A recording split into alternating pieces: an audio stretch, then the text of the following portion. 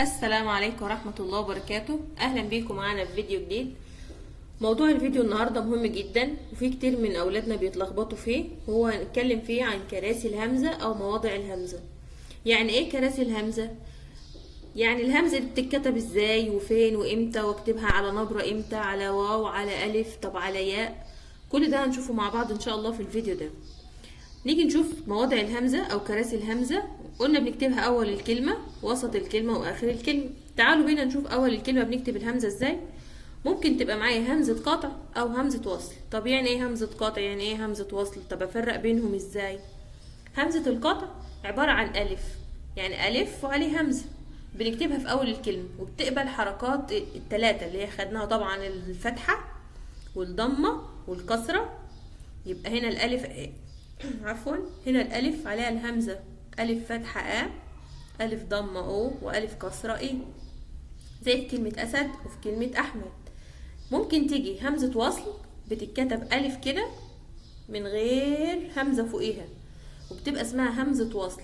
دي بننطقها في أول الكلام، يعني النجاح، يعني بتيجي مثلا بتساعد حرف اللام في اللام الشمسية والقمرية، بتبقى في أول الكلمة، وما بننطقهاش في بعض الكلمات في وسط الكلام. هنا افهم، هنا أسلوب أمر، ما جاش فيه هنا الهمزة، ما هيش مكتوبة على حرف الألف. طيب بتيجي بقى ازاي الهمزة في وسط الكلمة؟ ممكن نكتبها على نبرة بالشكل ده، ممكن نكتبها على واو، ممكن نكتبها على ألف. طب امتى اكتبها بقى على نبرة؟ لو كان الحرف اللي قبلها مكسور. ازاي؟ يعني مثلا كلمة ايه؟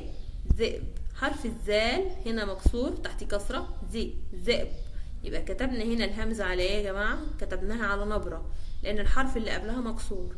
طبعا بيبقى فيه لكل قاعدة شواذ. ممكن لو في الحركة الأقوى، الحركة اللي قبلها مثلا، يعني ايه، هنشرحها نكملها مع بعض دلوقتي، هنشرحها ان شاء الله.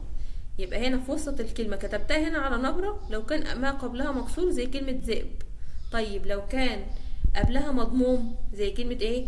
سؤال، سؤال، هنا طبعا الحركة الأقوى حركة الضم، فكتبنا هنا الهمزة على واو، لأن الحرف اللي قبلها مضموم وحركة الضمة هي الحركة الأقوى. ممكن اكتبها على الألف لو كان الحرف اللي قبلها مفتوح زي كلمة ايه؟ سألا، سألا، هنا فتحة، يبقى هنا كتبتها على نبرة في وسط الكلمة اهي، عشان الحرف اللي قبلها كان مكسور كتبناها على واو لو الحرف اللي قبلها مضموم، وكتبناها على ألف لو الحرف اللي قبلها مفتوح. هنا بقى في آخر الكلمة بنكتب الهمزة ازاي؟ آخر الكلام بنكتبها في 4 حالات، يعني ممكن بنكتبها على ياء بالشكل ده كده زي كلمة شاطئ لو كان الحرف اللي قبلها مكسور، ممكن نكتبها على واو لو كان اللي قبلها مضموم، وممكن نكتبها على ألف لو كان قبلها مفتوح زي كلمة قرأ. ممكن بكتبها منفردة على السطر يعني بالشكل ده كده، أو في آخر الحرف، يعني بيكون الحرف اللي قبلها ساكن زي كلمة ايه؟ دفء. ممكن بنكتبها برضو على السطر بالشكل ده لو كان قبلها حرف مد زي كلمة مساء أو صفاء. طيب دي طبعا أمثلة. دي كلمة ايه؟ مؤمن، مؤمن، هنا حرف الميم ايه؟ مضموم، فاحنا كتبنا الهمزة على واو، لان حرف الميم هنا حركة الضم هي الحركة الأقوى.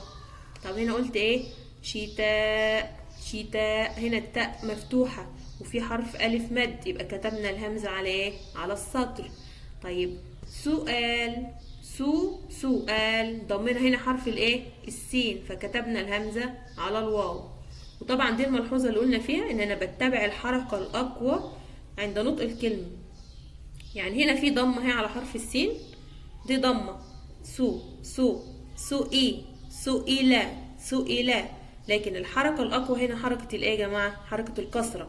يبقى مع ان الحرف اللي قبلها مضموم اهو، بس الحركة الأقوى في النطق كانت الكسرة، فكتبناها على نبرة سئلا. طب هنا تفاؤل، هنا حرف ألف مد اهو برضه، طب ما كتبناهاش بقينا على السطر ليه؟ لأن الحركة الأقوى في النطق كانت ايه؟ الضمة، تفاؤل، ضميت. لكن هنا شوف الكلمة دي تفاءلا، تفاءلا، هنا الحركة الأقوى الفتحة، فكتبنا الهمزة على السطر.